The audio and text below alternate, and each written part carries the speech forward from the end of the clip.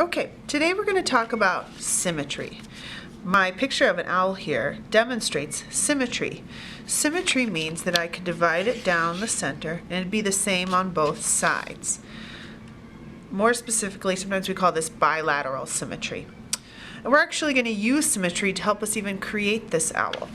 I'm going to start with my blank piece of paper and I'm going to fold it in half. I'm going to fold mine in half this way because I want my owl standing up like this. If you want to turn your paper that way and fold it and have kind of a wider owl, that's fine. Like I said, I'm going to fold mine this way. So edges to edges and press down. And I'll open it back up and there I have my line of symmetry, dividing the paper in half. I'm actually only going to draw one half of the owl. So I'll start with his eyes. In fact, I'm going to use my circle tracer here to help me make some nice owl eyes, very large circles here. Figure out where I want my eye, and I'll trace it. Maybe I'll even put a smaller circle inside there, like this. I'm using a pencil for this part because I don't want to gunk up my circle tracer with the oil pastel. Then I could go right to oil pastel if I wanted. I would trace this. You want to have a nice, bold, heavy black line for this to work later on. We are going to transfer this drawing over to the other side of the paper, and it will only work if I have a nice, heavy oil pastel line. Okay, I'm thinking about my owl's head. He's going to be a horned owl. You don't have to make a horned owl, so I'm going to put the little part of his feathers that peek up there.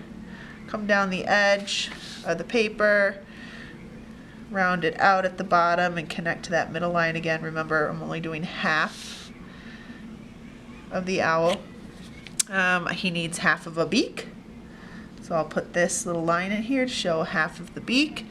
Maybe a little wing, a little owl belly, and I can go in and add some other details, maybe some lines around the eye just for decoration. This is more of an abstract owl.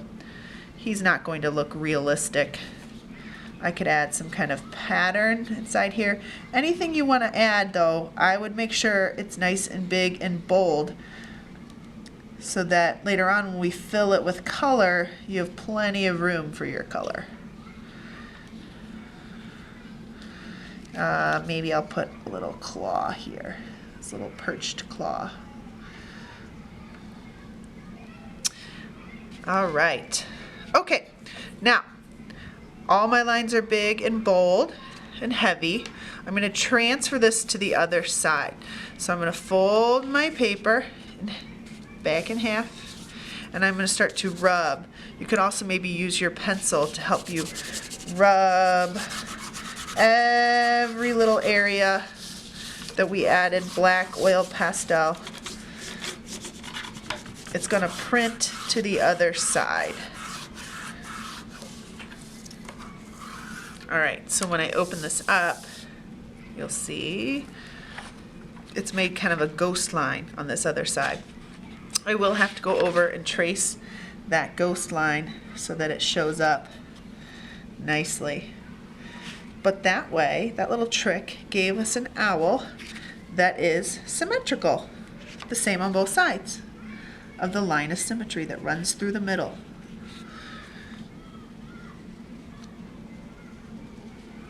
I do have some little black speckles where some of those oil pastel crumbs were. When I add color, most of those will get hidden or won't be noticeable anymore. Again, I'm looking for very controlled lines. When you draw nice craftsmanship, everything should look like you thought about it and took your time. All right. Now we're ready to add color. To add color, we're going to use the neon temper cakes that I have here. They're nice and bright. Now when you're adding color, think about some creative choices you can make with color. You could do some color blending and mixing right on your paper. Let's try that. Let's see. To have nice, bright, rich color, spend some time stirring your paintbrush on top of the paint to make it wet and get lots of color so it's not too watery. What if I start with just some blue around the edge of this eye here?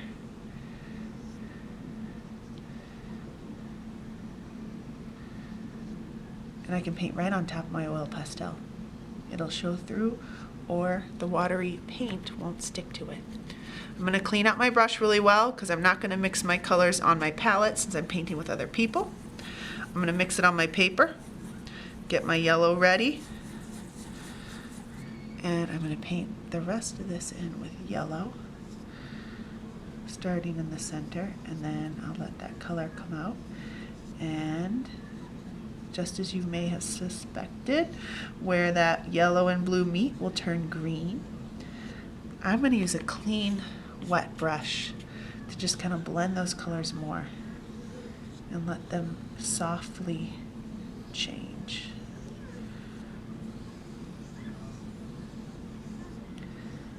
So it's a gradual change from yellow to green to blue.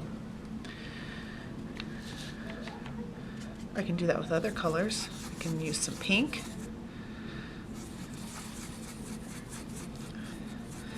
What if I go pink?